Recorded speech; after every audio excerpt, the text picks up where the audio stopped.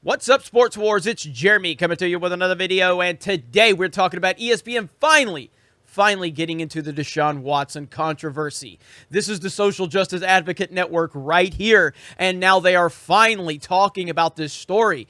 They have stayed away from it because Deshaun Watson was pushing their social justice propaganda, and he was almost a symbol for them because he was calling out the Texans for not doing more for social justice.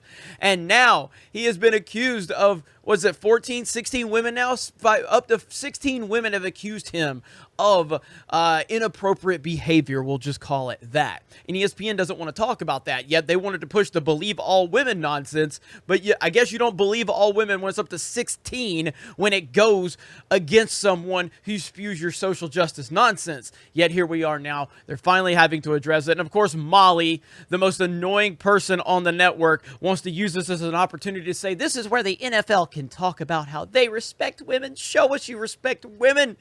Come on, NFL, show us you respect women.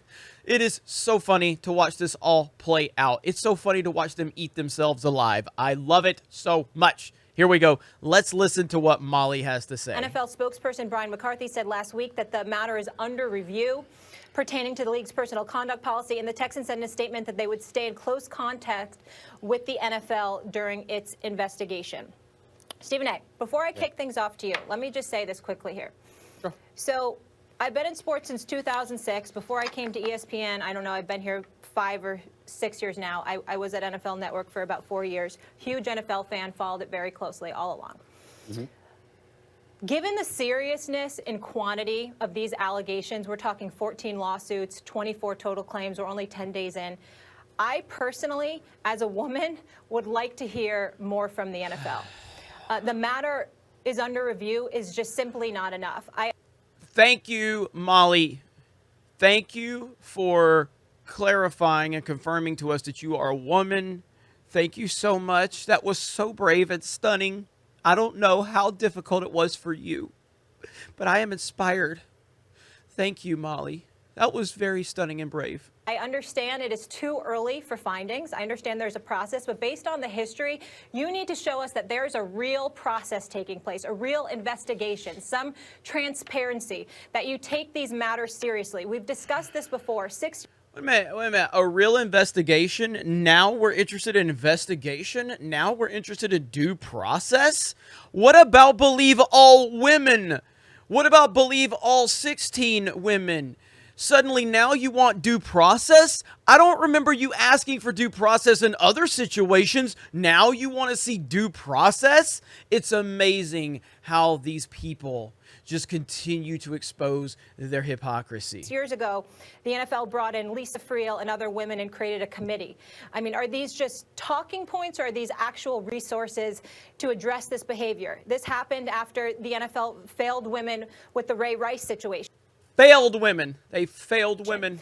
So we have an opportunity here to be proactive rather than reactionary. Thank you for speaking for all women, Molly. Thank you for allowing your voice to be the only voice that can have an opinion, and thank you for representing literally every single woman. Thank you for that, Molly. So brave, so stunning. And that's been the knock against the NFL. You can get in front of it, you can acknowledge it, you can condemn the behavior, and you can address it. And I want to take it one step further, and then obviously want you guys to react and what you think the NFL should do here. If I'm also the NFL, I'm putting Deshaun Watson on the commissioner's exempt list. I look at it this way. He's getting protected. He's getting paid. But he needs to lay low, and they need to deal with this. And when and if his name is cleared, then he can return. But when I'm saying 24 total claims against him, you can't have this man on a football field right now. Max, if this was you or this was you, Stephen A., you wouldn't be on First Take today. So address it. He can continue to get paid, and he can return when he clears his name. Again, an opportunity for the NFL to show that they respect women, they protect women. 47% of the NFL audience, that's nearly half, is women. So we support you, and we need to know that you support us. NFL. It's amazing how they love statistics when it fits their argument. Yet, how many of your viewers are Trump supporters? How many viewers of the NFL are Trump supporters? How many of them? So do they, do Trump supporters, get any recognition from the NFL? No, they never will. They never will, because they're not allowed to get that recognition from the NFL, because that's how the NFL operates. Yet they can push their BLM stuff and all of that, which again, just so we're clear, because there's clearly not enough intelligent people out there to understand that the organization Black Lives Matter and the term are two separate things. The organization has completely hijacked the term. The term is fine. The organization is garbage. And the fact that these companies use that term for a political narrative is the point. And the NFL has done that. But I love how you're talking about demographics suddenly and percentages, Molly. I love how you want to acknowledge them when they matter for your argument. But at the end of the day, my feeling on it is the same as it always is for all of these situations. Deshaun Watson deserves due process. Deshaun Watson deserves to have his side of the story told. Now, if these women are lying, then they should be held accountable, and they should get the legal book thrown at them if they are lying. But ultimately, it's a very bad situation, and again, we're just going to have to see how this all plays out. But my problem is the media hypocrisy and how they handle these situations, because they continue to expose themselves as nothing but social justice activists, propaganda pushers. That's all they are. They are garbage people. They are terrible. They don't even have any of their own opinions whatsoever.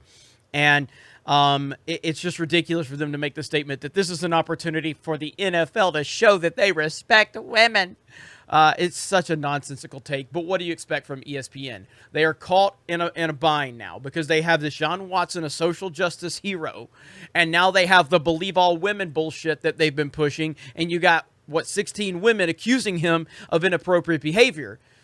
Now suddenly I hear the words due process and clearing names and all. What? When did that become part of the argument, ESPN, and the left-wing nonsense out there? When did that become part of it? It's amazing how they just invent shit that fits their narrative.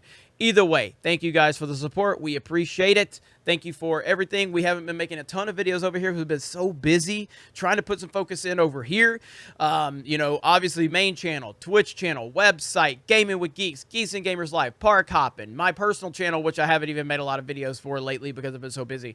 We are going to continue to grind. We appreciate all of you. Check out geeksandgamers.com, our website. Become a premium member for $10 a month, or you can sign up for free and jump in the forums, have a discussion over there. We appreciate any and all support, and we will talk to you later.